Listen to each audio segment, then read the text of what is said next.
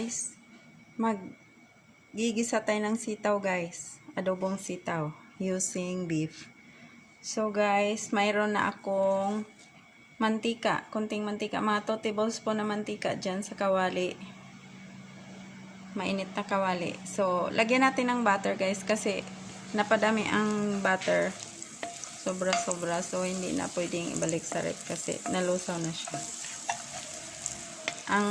Ang butter guys, pag yung tanggal balik sa ref, napapanis. So, ito uubusin ko na lang. So, guys, maglagay na tayo ng bawang.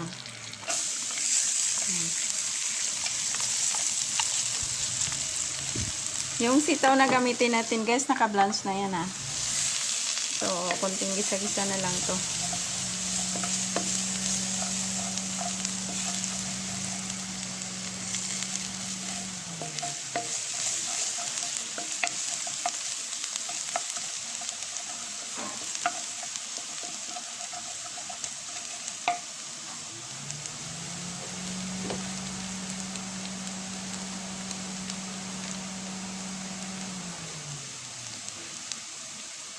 Lagyan natin ng butter.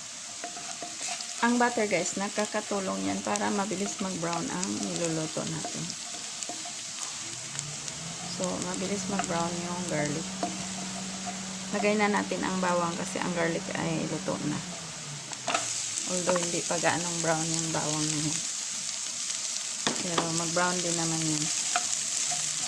Kasi nainitan yan habang hinahalo natin itong red onion.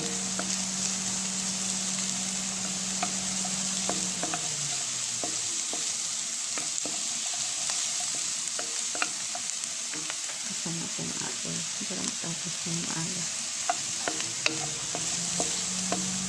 Pag nasa harap kayo ng kaldera guys, pwedeng lakasan ng apple, pero pag umalis kayo, hinaan nyo ng todo kasi baka pagbalik nyo sunog na yung luto nyo.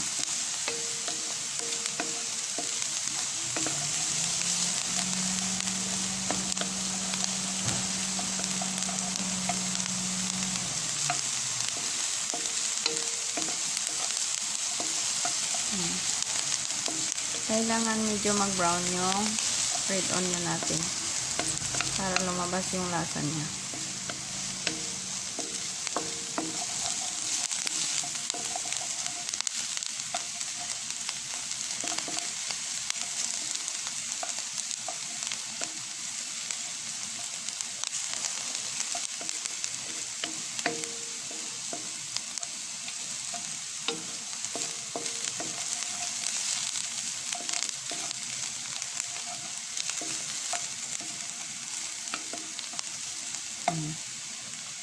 Lagay na natin ang karning baka.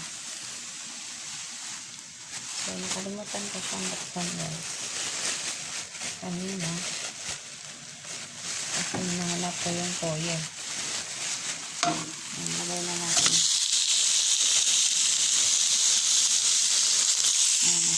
Lagay ko na guys.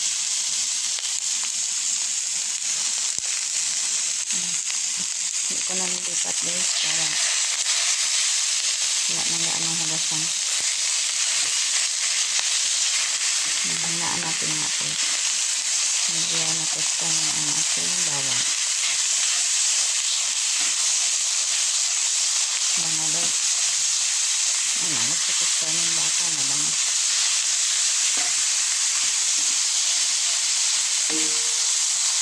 Pag bumili kayo ng baka guys, huwag naman yung 100% lean meat. Kailangan 80-20. 80% lean, 20% may taba. Para may lasa naman. Kasi yung baka pag puro laman, walang taba, hindi siya ganun kasarap.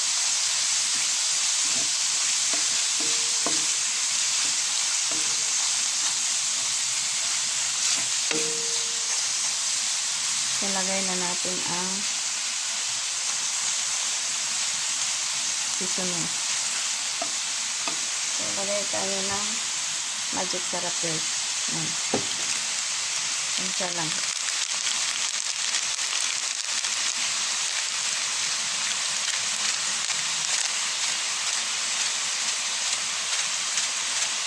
Yan. Tapos, ganun din sa black pepper. Ayan, brown black pepper. Yan siya lang din. Yan natin na. Kaya baka maanghang naman. Haluin natin.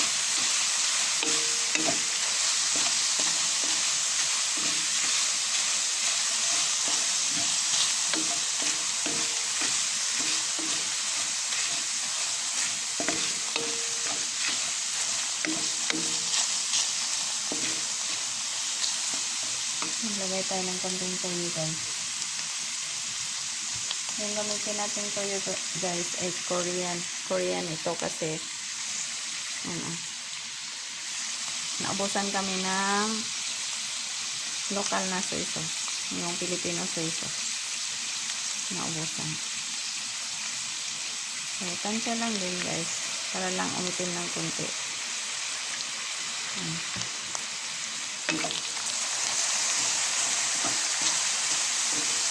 Yung ibang tao guys, pag adobo ng sitaw, ginagamit nila ang patis. Sa amin, toyo. Kasi gusto ko yung karne na medyo brown.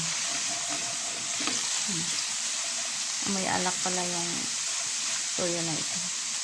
Mas gusto ko talaga yung it's either silver sun or dato puti. Kaso ubos na daw guys. Hindi ako nagdala kasi ang laking bote nun eh. Nandito kasi tayo sa sister ko. Hindi ako nagdala guys. Not knowing na ubos na daw yung isang malaking galon ng toyo. Imagine. Siguro natapon. Ang dami pa nun eh. Yung isang araw lang ako nandito. So guys, dahil kompleto na to ng seasoning, tikman natin. Tikman natin bago natin ilagay ang sitaw. Yan.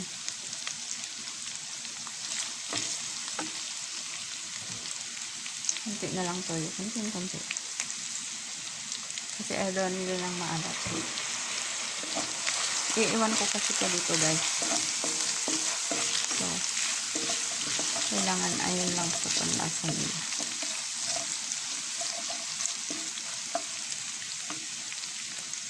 So, ilagay na natin ang kunting tubig. Kunti lang.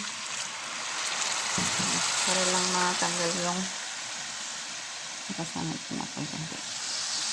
Para lang matanggal yung karne na dumikit sa kawali. Nidikit ang karne guys kasi stainless ang kawali na ginamit natin. So, kung tiplon yan, hindi yan didikit. I-scrape natin mabuti kasi sayang. Baka pa naman ito. Mahilig ako sa karning baka guys. Kasi pag laging baboy, parang masakit sa dibdib.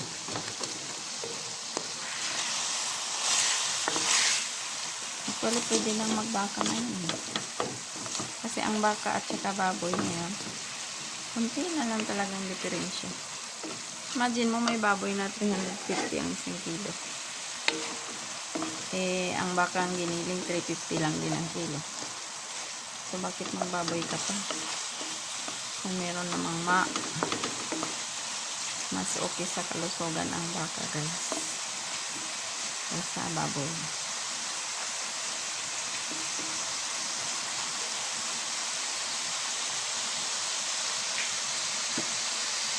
Kasi ang baka ay kumakain ng grass.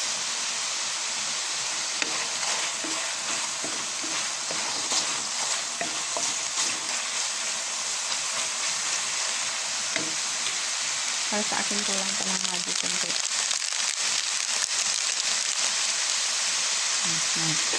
Kasi marami yung sitaw natin guys oh.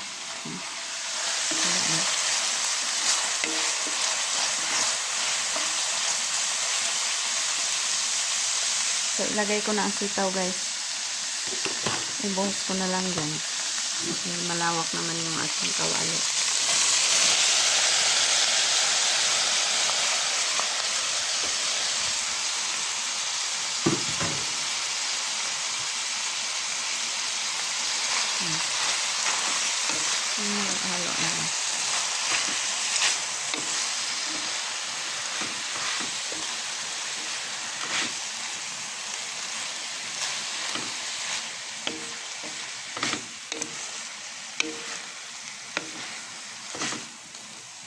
Buksan natin ang apoy.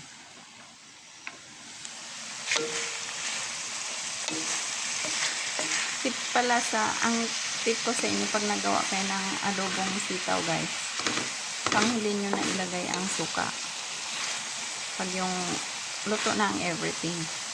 Kasi pag hilaw pa, halimbawa ang balatong, yung beans, tapos ilagay nyo ang suka, naku, abutin kayo ng 1 oras dyan magpalambot na ang beans, lalo na kung hindi naka-blanch na. So, kung hindi naka-blanch ang suka, pahuli na, pagluto na ang sitaw. So, lagay na natin ang suka guys. Kunti lang nilagay kong suka guys. Kunti lang. Kunting asin lang. Kasi hindi natin alam. Baka may tao dito na ayaw nang maasin. Yung iba mag-adobo ng sitaw, sobrang asin guys. Pero ako, tama-tama lang. Kasi may tao na ayaw nang maasin na pagkain. May problema sila sa gastric juices nila. So, tikman na natin to guys. Kasi luto na naman ang everything.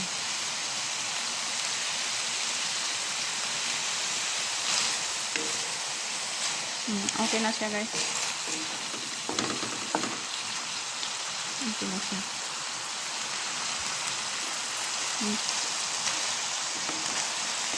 Sarap. Yan.